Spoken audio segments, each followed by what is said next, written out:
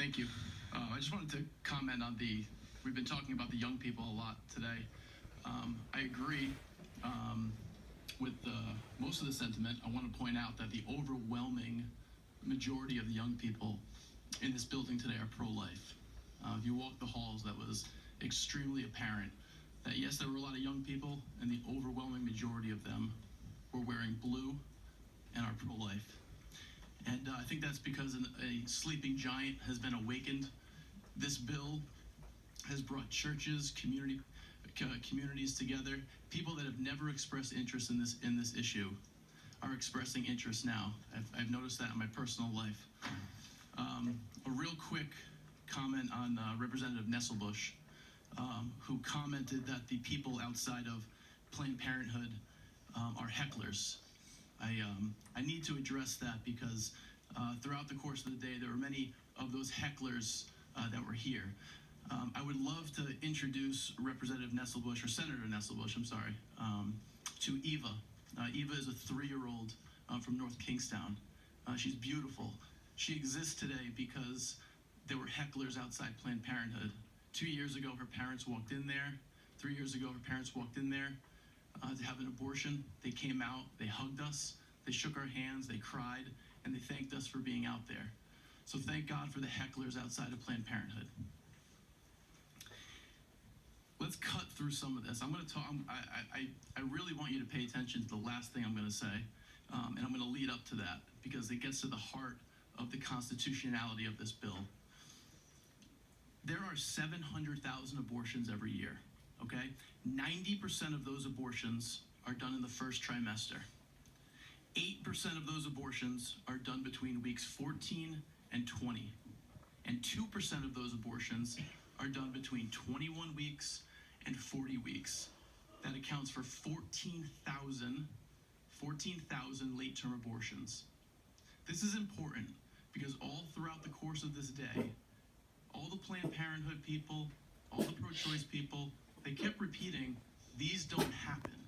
These late-term abortions, they don't really happen. This is sort of some facade that the pro-life community has cooked up.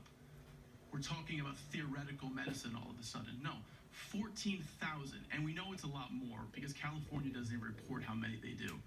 14,000 each year between 21 and 40 weeks. Okay, that's point number one. The reasons for those 14,000 abortions. No one has said this. They are identical to the reasons women get abortions in the first trimester.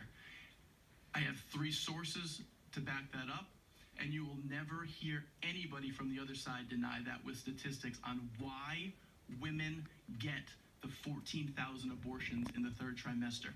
They are identical to the reasons women get abortions in the first trimester. They are largely economic reasons, lifestyle reasons, relationship reasons. They are not for fetal abnormalities and life of the mother. Those account for 2 to 5%, the same as the first trimester. If you think that's a faulty statistic, I have 3 sources that I can send to you, and ask the other side to show statistics on why women get 3rd trimester abortions. So they happen. So late-term abortions happen, 14,000 a year. They happen for lifestyle, economic, and relationship reasons primarily. And they are never, ever necessary for the life and health of the mother. You simply induce the pregnancy or call for an emergency C-section if a child in the 3rd trimester needs to come out, those 14,000 abortions. They happen for lifestyle reasons, just like the first trimester abortions, and they're never medically necessary.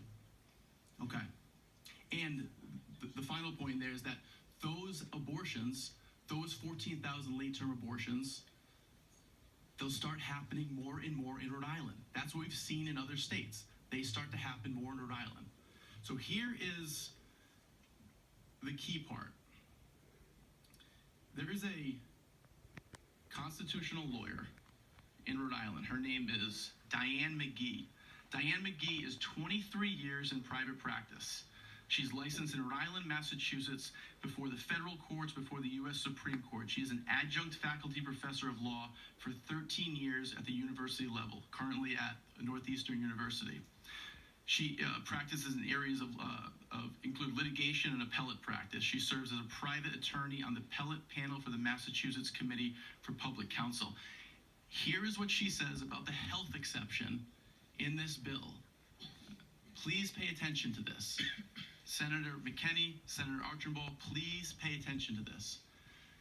The word health, as written in this bill, is ambiguous and imprecise and does not comport with the United States Supreme Court case of Roe v. Wade and its progency. Such vagueness provides solid grounds to support the argument that the entire statute is unconstitutional and void on its face. In order to understand how Roe and its progency define health, you must look at the totality of the statutes each case presents and the scope of the use of the word health. Justice Blackmun acknowledges in his dissent in Planned Parenthood v. Casey the limitations of a woman's liberty interest in her psychological health relative to abortion. Justice Blackmun, who, by the way, wrote the opinion in Roe for the Supreme Court, wrote this: appellants and some amici courts argue that the woman's right is absolute and that she is entitled to terminate her pregnancy at whatever time, in whatever way, and for whatever reason she chooses. With this, we do not agree. Doe v. Bolton does not provide sufficient foundation for the bill's vague and ambiguous use of the word health. First, Doe reaffirmed that a woman's constitutional right to abortion is not absolute. In Doe, the word health was used in the context of the physician exercising his medical judgment relative to the protection of the woman's life and the procedure to be performed, the doctor taking into consideration physical, emotional, psychological, familial, and the woman's age, which are relevant to the well-being of the patient. A full and accurate reading of Doe v. Bolton does not suggest a woman may choose abortion for her psychological health alone.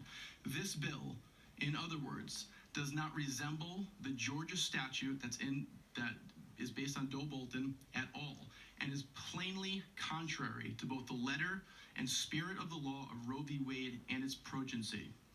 In other words, the abortion lobby has been lying through its teeth for the last 6 months, saying that all this does is codify Roe v. Wade.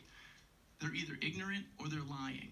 It's not true, and they kept it ambiguous for a reason. And it goes beyond Roe v. Wade in 6 other ways, which I'm not going to bore you with. You know what they are. And I'll tell you this, I hope you walked through the State House today because it was overwhelmingly blue. And if you vote for this thing, I guarantee you we're coming for your seats and we're going to get them. Thank you. Thank you. Are there any questions to this witness? So you can proceed. Hello.